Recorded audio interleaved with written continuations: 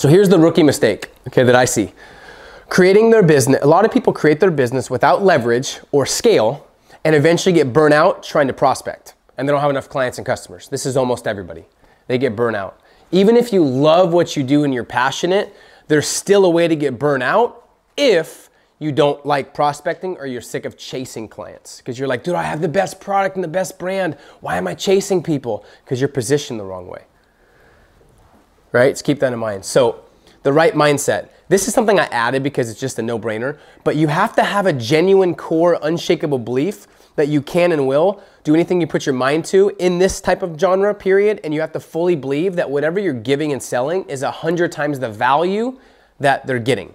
So you have to believe if you're charging 20K for a speech, you better be giving 100K in value.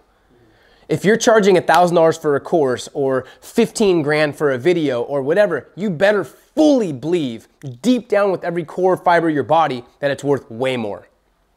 When someone pays me $8,000, we have 4 levels of the academy. If someone pays me 8 grand for a specific level, I'm not like, oh, they just spent 8 grand, man, that's a lot of money for them. I'm like, they are very lucky to get in at 8 grand for this academy because they're gonna get way more value than that, right? So you have to have a core belief that what you're charging, it's way more valuable. Because a lot of people don't have this core, they may say they do, but they don't have this core belief. Or they undercharge because they undervalue themselves. So they're charging people $100 an hour to like mentor them or to actually consult with them when what they're giving them is making them an extra 100K, so they should be charging 5K for an hour. You know what I mean? So you have to have that core belief that what you're giving them is a lot more valuable. Another philosophy, you want to, if you're newer to a brand or branding or online marketing, you want to start giving your best content away and make it a point to give better content away, free, than most people charge for. This forces you to level up and create better content, so it's a win-win situation. But I've had so many people, guys, that have started agencies and they can't get big clients. And I say, why don't you pick a couple ideal clients, give your stuff away for free and watch what happens. I have a kid I have a kid named Josh who's from New Zealand. So he's making 15 to 20 grand a month off Instagram. And he was making like 2 or 3 grand a month when I first met him. Making 15 to 20, just turned 18 by the way. So he was making 200 grand, 150 grand when he was graduating high school. And he was making that when his teachers were making 40. So he's like, I don't know how to pay attention. I'm like, Josh, just get through college, just get through high school, man. Then we'll figure it out. But anyways, it's because he had such a great way to build someone's Instagram and help them out, but no one knew him. He wasn't positioned. So I'm like, dude, give your stuff away for a month, prove yourself, and then ask for money. And he would do that. He would do that to multiple clients, and he would charge 2K, 3K, 4K, and eventually almost every client he has right now, he gave away stuff for free first. Now, if you don't want to give stuff for free, you don't value your work, or you're not good enough, or you can't get results on demand. So this forces you to actually be good at what you do. But if you're like, I don't want to give my stuff away, it's so good. Well, if they don't know who you are, it doesn't matter if it's good or not. 5 people on my team right now actually gave me value and did stuff for free for me. Because I said, hey, we're not really hiring, but if you can bring value, I'll pay you. 5 people on my team right now I'm paying, one of them over 6 figures, because they gave value first and proved themselves to me. And then I saw they were the real deal, and I paid them. That's the opposite way of business 10, 15 years ago. But you're gonna have to do that, because imagine if you got your business from your ideal client, someone that's a big influencer. You gave him free services for 2 weeks or a month. You spent 15, 20 hours doing something. What if he liked it? What will he do? Not just pay you, what will he do? Tell other people. And if he has 2 million followers on Instagram, what happens? Your business is now being seen by 2+ million people. Is that worth more than charging him 2 grand? 100%. So this is a huge key. So shifting your perspective. You have to realize, guys, that the likelihood of the marketplace responding because you want something is 0. It doesn't matter what you want. It's not about you. It's about what they want. So if you think that the marketplace will respond because you think people want something, that's obsolete. It just doesn't happen. And you have to realize that your customers are marketing geniuses. So the more you ask them what they want, the more you can deliver exactly what they want and obviously get paid more. You probably want to jot this down. Here's the mistake I see. People try to sell themselves and their expertise, not the solution or outcome to the problem. No one cares about your expertise. No one cares about you. They care about what you can do for them or what you could do for their business or their brand. So solve the problem, right? If you can actually solve the problem of the prospect and not even worry about, this is why there's a lot of people that are younger that are crushing it because they figured this out. They're not selling themselves like, hey, I can do this. I'm 15, but no, they're like, here's the problem you have. Here's the solution. I've created it. Here's the proven. I don't even want to ask for money. I'm going to do this for you for 30 days for free. If it works, great. If not, I'll leave. That's a no-brainer where someone's like, of course I'll do that. And he's so good at what he does that he obviously gets results. Okay, so you got to realize it's not about your experience. It's about what you can do for the client or your fans or your customers, okay?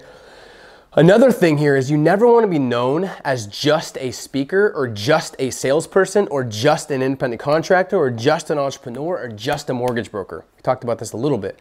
You want to be known as the blank. Oh, I'm a speaker. Yeah, so is everyone else. I'm the millennial speaker, period. I'm the real estate expert. I'm not a real estate agent, I'm a real estate expert because I've done this, this, this, this. And I'll talk about how to differentiate, but you don't want to be known as just another salesperson or another blank. That's the big key here. How many real estate agents are there? Millions. Every day people take their test. And if there's an easy barrier to entry, it's not that valuable until you actually become valuable, right? Big key. And if you really want to thrive in this new economy, you got to make your stuff more elite. You got to be a leading authority or like a maven or a specialist. And you have to be so niche in something that is very, very relevant to your audience and be the person, like I said, that's the key here is being more exclusive. Does that make sense? Not taking on every client, understanding what your ideal client is and maybe charging more. Maybe it's being exclusive in different ways, but you don't want to be for everybody. Because if you're for everybody, what happens? You're for nobody. If you're like, oh, I actually impact everyone. No, you don't. You have a specific niche that you have to figure out, okay? And this is another breakthrough. These are just kind of perspective shifts before I dive in. Most new people spend all their time on the doing, on the creating, on the actual product, not the marketing of the doing. There's no dead end with the marketing system. You want to become the marketer of the thing, not just the doer of the thing. Or like, hey, I'm a speaker. No, you need to be, you're in the business of marketing your speaking services. You're not a speaker. You're marketing your speaking services. Does that make sense? Or you're positioning yourself so you're actually marketed where people know who you are. So don't spend all your time just on the doing and creating. Spend most of your time on the marketing of what you're doing. Does that make sense? That's the big, big key here. So building an online empire, there's 10 steps, okay? I'm gonna go through these and I'll kind of deep dive. Knowing your role and like what you're gonna claim and mastering your topic. So you need to know like what industry you're gonna dominate and target. Can't just be broad. Pick your audience. This is a broad spectrum, but every single person I've ever talked to that's built an online brand has done this in some form or fashion. Pick your audience. Who is someone that you're excited to work with? Someone that obviously it's big enough niche where you can make money from it and they can really get value from your work, right? Discover your audience's problems and ambitions. Most people just talk about the problems. What are your clients' pain points and problems?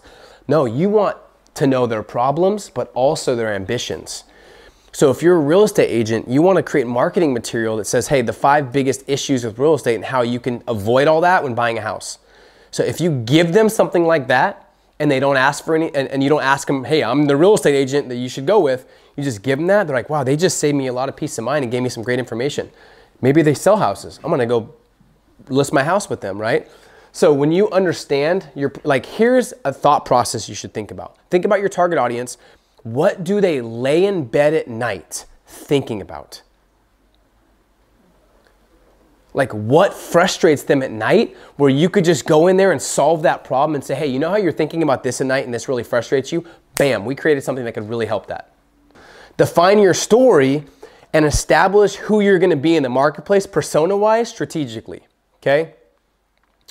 Create a solution while gaining the market's trust. It might be easier for you guys after I'm done with these, just take a picture, unless you wanna write them down.